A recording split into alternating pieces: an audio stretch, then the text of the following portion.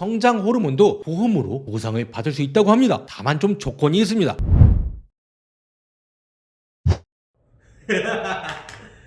자, 갑니다. 안녕하세요. 보험 전문 기자 김승동 기자의 보험 검색 김보검입니다. 아빠 엄마는 키가 좀 크지 않았더라도 아이는 키가 컸으면 하는 게 부모의 바람입니다. 유전적 요인이 매우 큰 영향을 미치는 것은 알고 있지만 그래도 자녀가 더 건강하게 더 성장했으면 하는 생각으로 좋은 음식을 골고루 먹으라고 잔소리까지 합니다. 그리고 일부 부모는 키를 키우기 위해 성장 호르몬 처방을 하기도 합니다.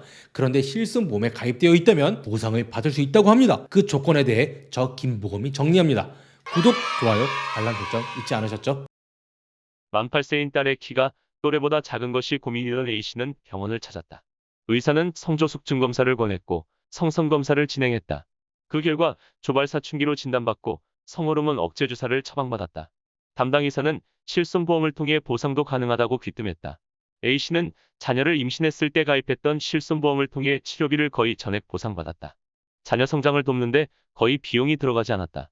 호르몬 처방을 받는데 실손보험에서 비용을 처리할 수 있습니다. 다만 무조건 보상되는 게 아닙니다. A씨처럼 8살 딸이 똑같은 고민으로 병원을 찾고 조발사춘기로 진단을 받은 다음에 성호르몬 억제 주사 처방을 받았다고 해도 가입했던 실손보험에서 보상을 받을 수 없기도 합니다.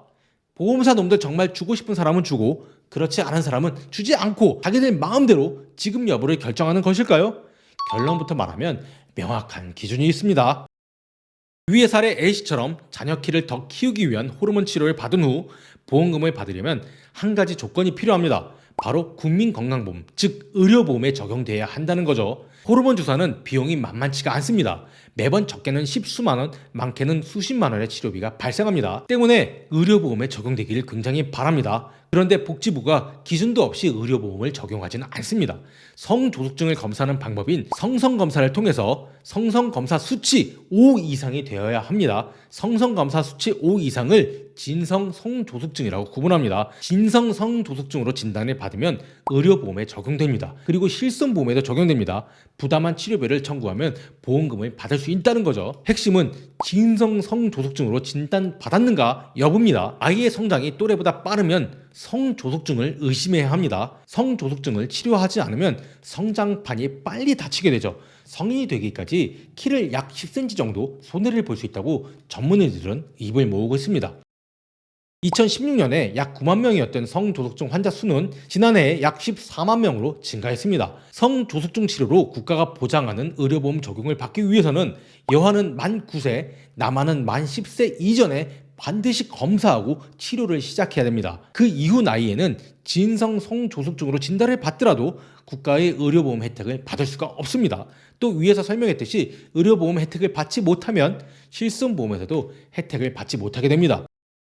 성조숙증으로 실손보험 보험금 청구를 했는데 보상을 못 받는 경우가 있습니다. 흔히 보험 현장에서는 보험금을 받고 혹은 못 받는 것은 케이스 바이 케이스라고 합니다. 또 같은 사례라고 해도 어떤 경우는 지급하고 또 어떤 경우에는 보험금을 못 받는다고 주장하기도 합니다. 약관은 동일한데도 보험금을 지급하는 담당자에 따라서 받기도 하고 혹은 못 받기도 한다고 합니다. 왜 그런지 아세요? 그거는 보험사가 실수하는 겁니다. 지급해야 하는데 지급을 안 하는 경우가 대부분입니다. 이 경우에는 김보검한테 연락주세요. 제가 한번 알아보도록 하겠습니다. 반면 지급하지 않아야 하는 건인데도 지급하는 경우도 있습니다.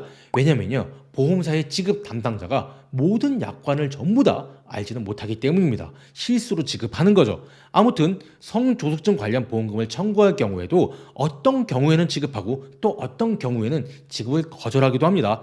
이런 이유 중 한 가지는 실손보험 약관이 정말 매우 복잡하게 변경되어 왔기 때문입니다. 실손보험은 가입 시기에 따라서 약관이 조금씩 변경되어 왔습니다. 실손보험 변경 내용은 앞선 동영상에서 자주 설명했으니 짧게만 언급하고 넘어가도록 하겠습니다. 지난 2009년 9월까지를 1세대 실손보험 혹은 구실손보험이라고 구분합니다. 2009년 10월부터 2017년 3월까지를 2세대 실손보험 혹은 표준화 실손보험이라고 구분합니다.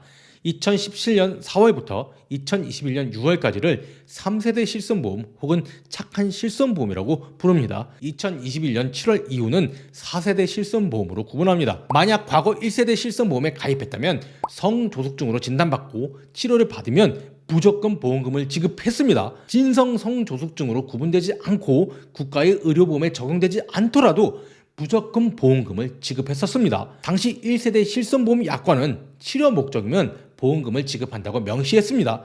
다만 2009년에 판매가 끝났습니다. 현재 만 11년 정도가 지났죠. 따라서 성조숙증 진단을 받을 대상자가 거의 없습니다. 그러나 2009년 10월부터 2015년 12월에 가입한 실손보험의 경우 되게 애매합니다. 약관에는 성장 촉진과 관련된 내용 등에 소요된 비용이며 회사가 보상하는 질병 치료 목적인 경우에는 보상한다, 이런 식으로 명시되어 있습니다. 이 약관은 제가 조금 이해가 쉽게 풀어서 말씀드린 겁니다. 즉 성조숙증을 보상한다고 명시되어 있는 거죠. 그러나 약관에 명확하지 않은 문구가 있습니다. 회사가 보상하는 질병 치료 목적의 해석이 달라질 수 있는 거죠. 질병 치료 목적이 단지 의사의 소견인가 아니면 보건당국의 의견인지가 애매했습니다. 이에 당시 실손보험에 가입한 사람의 경우 자녀의 성조숙증 치료비 관련 분쟁이 적지 않았습니다. 또 약관은 작성자 불이익 원칙이 적용됩니다. 애매하게 해석되는 약관은 가입자에게 유리해야 한다는 거죠. 때문에 과거 1세대 실손보험처럼 성조숙증 진단만 받으면 보험금을 지급하는 경우가 많았습니다. 그러니 어떻게 됐겠습니까? 진성 성조숙증이 아닌데도 성장 호르몬, 더 정확하게는 성성 자극 호르몬, 방출혈 호르몬 작용제를 처방받았습니다. 자녀의 성 호르몬을 억제해서 사춘기를 늦추고 최종기를 더 키우겠다는 겁니다. 이런 처방을 받는 사람이 적지 않았습니다. 이에 2016년 실손보험을 개정하면서 약관에 진성 성조숙증 치료를 보상한다고 명시했습니다. 진성이란 앞서 얘기했듯이 성성검사 수치 5 이상을 의미합니다.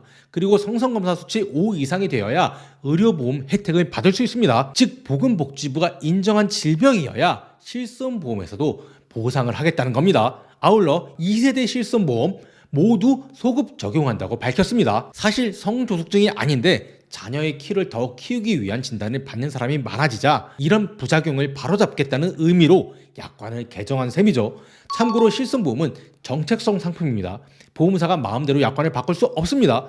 금융당국, 그러니까 정부가 약관을 바꾼 셈입니다. 아울러 참고로 한 가지만 더 말씀드리면 성장 호르몬 결핍으로 진단을 받은 경우에도 보험 적용이 가능합니다. 저 김보검은 소비자분들이 현명하게 보험을 선택하고 활용할 수 있도록 보험업계의 주요 상품과 이슈에 대해 알기 쉽게 정리해드립니다. 보험에 관한 제보나 궁금한 점이 있으면 댓글을 남겨주세요. 김보검이 확인하고 답변을 드립니다. 아울러 현명한 보험가입과 활용 방법에 대해 상담을 원하시거나 교육을 원하시는 분은 아래의 이메일로 문의주세요. 오늘 영상이 도움이 되셨다면 아래의 좋아요와 구독 버튼, 알람 설정을 해주시기 바랍니다. 감사합니다.